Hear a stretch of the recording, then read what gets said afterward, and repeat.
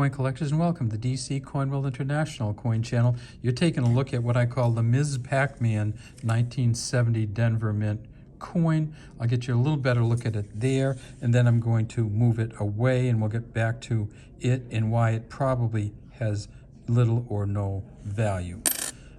This one here underneath is a 1984, kind of the same mintage, but actually a little different. So from 1959 until 1982, they made the Lincoln Memorial cent out of, essentially they called it a bronze cent. So from 59 until 62, it was 95% copper, 5% tin or zinc.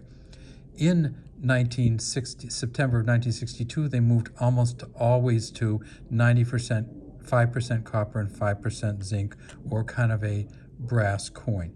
If we tip it up on its side, we see it has a smooth edge, and we tip it on the back, and we see that it does have the Lincoln Memorial, and way down in there, you can actually see President Lincoln sitting on the seat inside the Lincoln Memorial. It says United States of America at the top, E pluribus unum right underneath it. And this is a damaged coin too. And it says 1 cent down here. And then way over to the side, we see there's an F and a G there. And that's for Frank Gasparo, who engraved the Lincoln Memorial cents. So from 1959 until 1982, they made them a certain way. Then after 1982, they switched over. And this is one of the switchover years. And that is when they switched over to a 97.5% zinc, 2.5% copper. And we see that certainly in the newer coins. This is a 2008.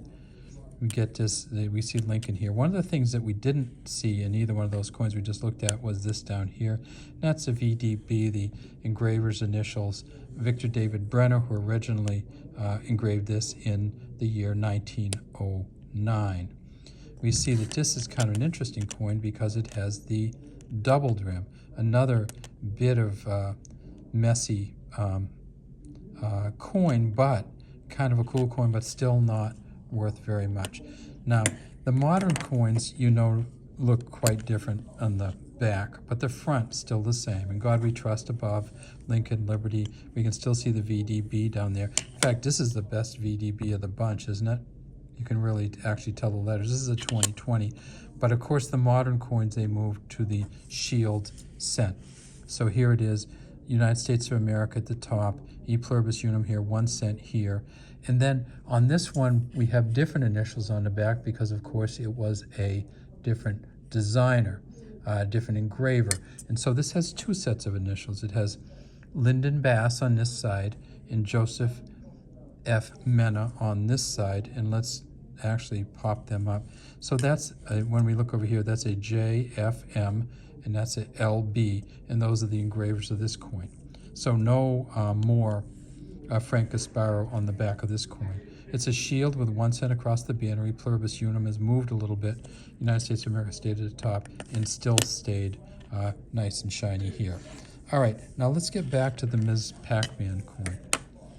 So this coin, it just caught my eye. And usually when you see a penny like this, you say, well, okay, we're not going to do a whole lot with this penny because it just doesn't have the stuff we need on it. It says In God We Trust at the top. It's really hard to read. It says Liberty here, but we're missing the L. We see some gouges here. This remember, this is the old brass penny. It's not the copper-coated zinc. So this is a mixture coin, so it's not that we're seeing the coating come off.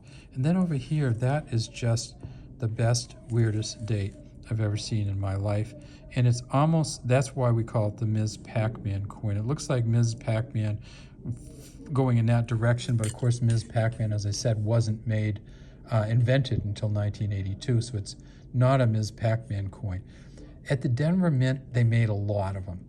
I don't think this is a fault of the Mint. I think this happened afterwards, what's going on with this coin. But at the Denver Mint, they made about 2.9 billion of these. At the Philadelphia Mint, they made 1.9 billion, so almost a little under 5 billion between the two mints. And then they also made it at the San Francisco Mint. They made S circulating coins in 70, and they made 690.56 million of those. And some of the varieties of those are the large date, small date S's, large date, small date 7s in the 70. This one, I don't know if you could even tell. All right, so what happened here? Well, if we turn it to the back, we have a couple more clues, and we see that even the back, we don't have all our letters on there. Our America doesn't have a cross through it. The unum is kind of worn. This is worn here. We also see some scratching. So what I think happened with this coin is it got into some kind of acidic base, which just ate away at the coin, and then it also kind of got scratched and bent. We can kind of see Lincoln in there. We can't really see the Frank Gasparo initials there, hardly at all. There's an F and a G here, remember? Can't see those. And so while this coin is a really cool coin and a really damaged coin, it's probably not a valuable coin. I would say I keep this in so I can show you what could happen to a coin, but it'd be hard to sell this to anybody else for any large sum of money. All right, we'd like to have you subscribe to our channel and leave any comments you might have in the comment section. Thanks again for watching from DC Coin International Coin Channel.